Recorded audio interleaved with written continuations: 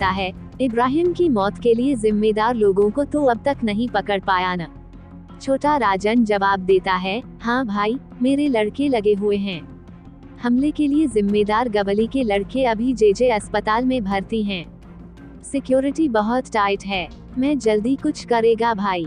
वहाँ कमरे में बैठा सौंत्या दाऊद से कहता है, मेरे को बस एक मौका और दो भाई, और आप देखोगे कि मैं कैसे सिक्योरिटी तोड़कर बदला लेता हूँ। सौंत्या दाऊद के पैर छूकर निकलता है। अब छोटा शकील और सौंत्या के लिए यही मौका था कि छोटा राजन को दाऊद की नज़र से गिराया जाए।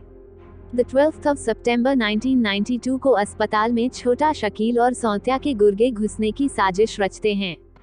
अस्पताल पर हमले के लिए AK-47 का इस्तेमाल किया गया।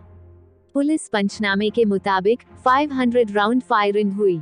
जैदी के मुताबिक दाऊद का बदला पूरा हो चुका था और गैंग में छोटा राजन के अंत की शुरुआत भी। दाऊद ने अपनी खास बैठकों में छोटा शकील को शामिल करना शुरू किया और छोटा राजन को किनारे लगा दिया। 1993 में मुंबई में बम धमाके हुए, कई लोगों की जान गई। धमाकों के बाद मुंबई के लोगों के मन में दाऊद और उसके सहयोगी छोटा राजन के लिए नफरत भर गई।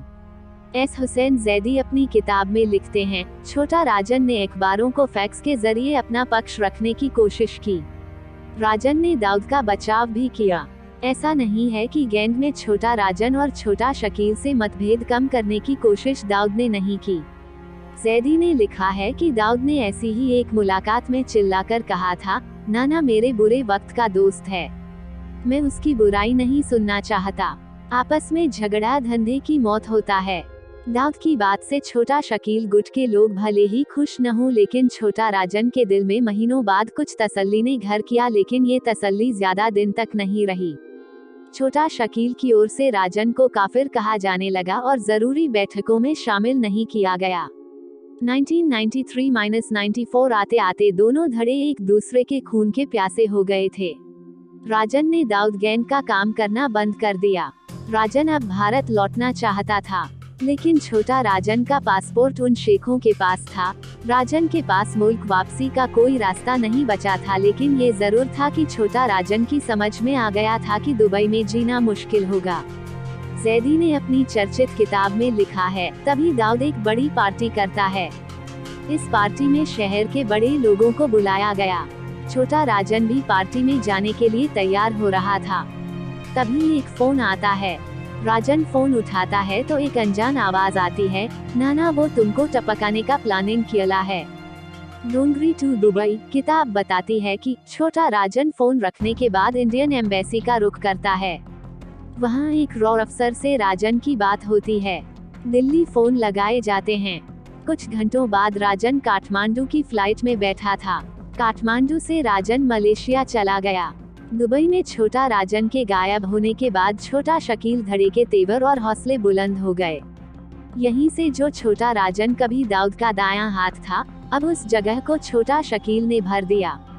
अगले कुछ साल छोटा राजन ने छिपकर बिताए। अगले कुछ साल छोटा राजन ने कुआलालंपुर, कंबोडिया और इंडोनेशिया में छिपते हुए बिताए, लेकिन राजन को अपने लिए सुरक्षित ठिकाना बैंकॉक लगा। राजन ने मोबाइल नंबर से लेकर घर के पते तक अपनी लोकेशन छिपाए रखने की हर कोशिश की। काफी कोशिशों के बाद साल 2000 में छोटा राजन का पता छोटा शकील को लग चुका था। 14 सितंबर 2000 को 4 हथियारबंद लोगों ने राजन के अपार्टमेंट पर हमला किया, जिससे बच निकलने के बाद राजन को एक अस्पताल में भर्ती कराया गया।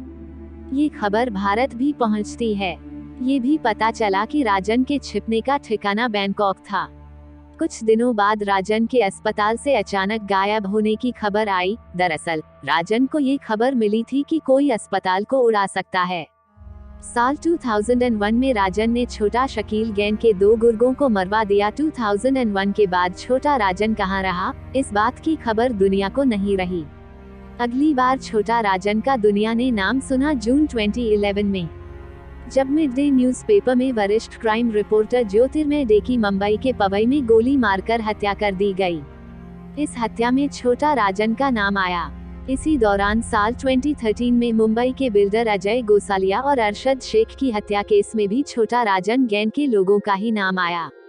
इंटरपोल ने छोटा राजन को पकड़वाने के लिए रेड कॉर्नर नोटिस जारी किया। फिर 2015 में खबरें आईं कि छोटा राजन पर ऑस्ट्रेलिया में हमला हुआ। बाद में राजन के बाली पहुंचने की बात पता चली। भारत का इंतजार अक्टूबर 2015 में खत्म हुआ। इंडोनेशिया के बाली में छोटा राजन को गिरफ्तार कर लिया गया। ड्रग्स, हथियार, वसूली, तस्करी और हत्या के करीब 70 मामलों में अभियुक्त छोटा राजन को पत्रकार जे.डे की हत्या केस में दोषी माना गया और आजीवन कैद की सजा सुनाई गई। जिस मुंबई में कभी छोटा राजन ने टिकटें ब्लैक की, उसी मुंबई की एक अदालत ने छोटा राजन को पत्रकार जे.डे की हत्या के केस में उम्र कैद की सजा सुनाई। छोटा राजन का शो खत्म हो चुका है।